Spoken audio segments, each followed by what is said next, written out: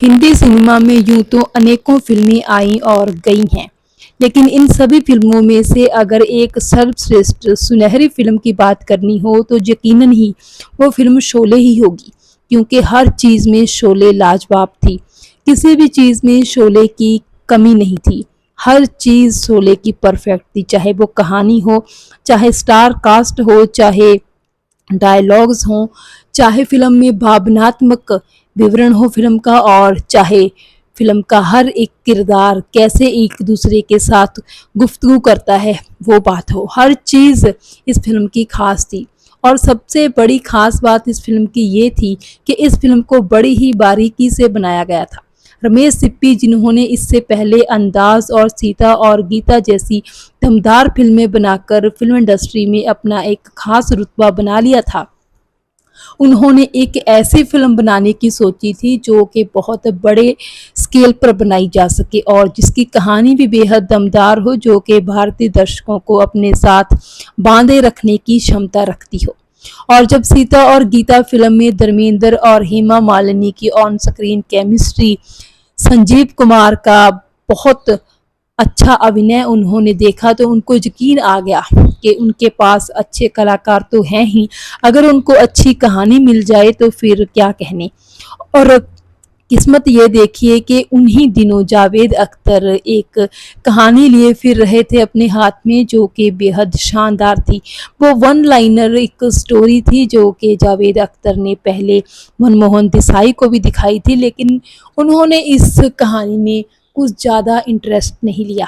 आखिरकार इतिहास रचा जाना था तो रमेश सिप्पी के पास पहुंच गए जावेद अख्तर। रमेश सिप्पी ने जब इस कहानी की पहली लाइन ही सुनी तो उन्हें बेहद अच्छा लगा। उन्होंने कहा कि इस कहानी को जल्द से जल्द डेवलप करके उनको सौंपा जाए। फिर क्या था, जावेद अख्तर लग गए अपने मिशन पर और एक कमरे में बंद करके वो बैठ जाते थे अपने आप को, और घंटों तक इस फिल्म के किरदारों के बारे में, इस फिल्म की कहानी के बारे में, फिल्म की पृष्ठभूमि के बारे में, हर चीज़ के बारे में लंबी लंबी और डिटेल में बात होती थी। और इस तरह कहानी पूरी तरह तैयार हो गई। फिर स्टार कास्ट तय करनी हुई। स्टार कास्ट तो रमेश सिप्पी के पास मौजूद ही थी। उनको पहले ही पता था कि फ़िल्म में धर्मेंद्र और हेमा मालिनी को कैसे किरदारों में लिया जाना है। वही रमेश सिप्पी ने जावेद अख्तर को बताया और जावेद अख्तर ने वैसा ही किरदार बसंती के नाम हेमा मालिनी का किरदार बना दिया, और बीरू का किरदार भी शानदार रहा। अब ज़रूरत थी एक ऐसे किरदार की जो कि फ़िल्म में साइलेंट हो लेकिन बहुत ही वज़नदार भी हो। वो किरदार किस कलाकार को दिया जाए, उस कलाकार की तलाश में सभी लोग थे। बहुत सारे लोगों ने कोई और नाम सजेस्ट किया और बहुत सारे लोगों ने कोई और, लेकिन आखिर में जिस कलाकार को ये किरदार मिलना था वो उस तक पहुंच ही गया। बात अमिताभ बच्चन की कर रहे हैं, जिन्होंने जय का किरदार इस फिल्म में निभाया था। और जय के किरदार के जरिए न सिर्फ अमिताभ बच्चन बल्कि जय का किरदार भी अमर हो गया। शोले फिल्म तो खैर अमर है ही, हर छोटा बड़ा कलाकार भी इस फिल्म का अमर हो गया। और इस तरह शोले फिल्म की लोकेशन ढूंढने की तैयारी की गई।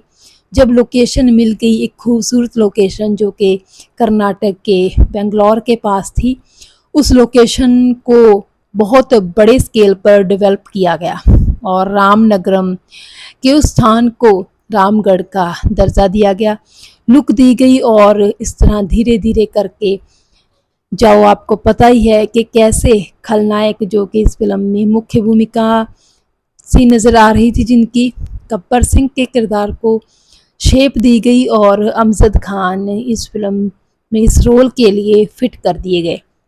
तो इस तरह धीरे धीरे सब कुछ फाइनल हो गया और फिर लोकेशन के पास, लोकेशन के साथ इस फिल्म के सभी कलाकार पहुंच गए और शूटिंग शुरू हो गई। जावेद अख्तर कहते हैं कि इस फिल्म की शूटिंग के दौरान ही उनको पता चल गया था कि ये फिल्म बहुत बड़ी हिट जाएगी, क्योंकि उन्होंने कहानी को इतने शानदार ढंग से क्रिएट किया था, इतने शानदार ढंग से हर एक कैरेक्टर को, हर एक किरदार को डेवलप किया था कि इस कहानी ने, इस फिल्म ने सफल होना ही था। इस फिल्म का, इस बात का उनको पूरा यकीन था। और इस तरह धीरे-धीरे करके रमेश सिप्पी ने बारीक से बारीक बात का ध्यान रखते हुए इस फ़िल्म को कंप्लीट किया।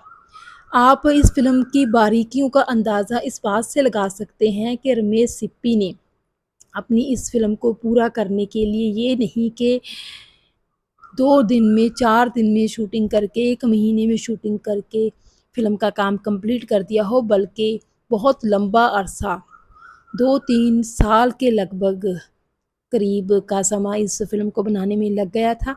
और ये ही नहीं, रमेश सिप्पी ने बाकायदा टेलीफ़ोन लाइन्स और कलाकारों के आने और जाने की सुविधा का ख़्याल रखते हुए रामनगरम से बेंगलोर तक एक बाकायदा सड़क भी बनवाई।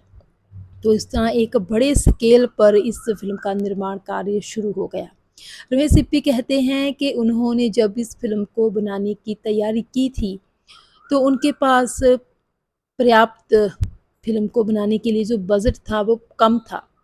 उनके पिता ने जो उनको बजट कहा था, फ़िल्म उससे कहीं ज़्यादा बड़ी हो गई थी और इस कारण बॉलीवुड के गलियारों में ये चर्चा हो गई थी कि इतने बड़े स्केल पर अगर ये फ़िल्म बनेगी तो कमाई क्या कर पाएगी। और बहुत सारे लोगों ने तभी से भविष्यवाणी स्टार्ट कर दी थी करनी कि ये फ़िल्म नहीं चलेगी और बहुत सारे लोगों ने चिंता व्यक्त की थी कि अगर ऐसी बड़ी फ़िल्में बनेंगी तो ये बॉलीवुड के लिए, ये फ़िल्म इंडस्ट्री के लिए एक बहुत खतरे की घड़ी हो सकती है, क्योंकि इतना पैसा अगर पानी की तरह आप एक ही फ़िल्म पर लगाएँगे तो डूबने के आसार कुछ ज़्यादा हैं, लोगों का यही मानना था। और जब फ़िल्म रिलीज़ हुई तो लोगों की यही आइडियोलॉजी सामने आई। लोगों ने इस फ़िल्म के धीमे शो चलन को ये समझा कि ये फ़िल्म लोगों ने नकार दी है। दरअसल लोगों ने ये फ़िल्म नकारी नहीं थी। लोगों को इतने बड़े स्केल पर इतनी बड़ी फ़िल्म समझ ही नहीं आई पहले 1-2 बार देखने के बाद। लेकिन धीरे-धीरे जिन लोगों ने इस फ़िल्म को देखा, समझा, वो हैरान रह गए कि ऐसी फ़िल्म भी बनाई जा सकती है। और धीरे-धीरे करके ये फ़िल्म अपने उस दर्जे पर पहुँच गई जो कि इसने हासिल करना था। और इस फ़िल्म ने इतने ज़्यादा रिकॉर्ड बनाए, इतने ज़्यादा रिकॉर्ड तोड़े कि आज भी ये बॉलीवुड इतिहास की सबसे अधिक सफल फ़िल्मों में एक मानी जाती है। सफल फ़िल्मों में से पहली ये सफल फ़िल्म कही जा सकती है। दरअसल इस फ़िल्म को अगर देखा जाए तो परफ़ेक्शन के हिसाब से तो ये परफ़ेक्ट फ़िल्म कही जा सकती है, जिसमें कॉमेडी भी है, इमोशंस भी है, रोमांस भी है, परिवार भी है, कहानी भी है, अच्छे डायलॉग्स भी हैं, संगीत भी है, हिंसा भी है, अहिंसा भी है।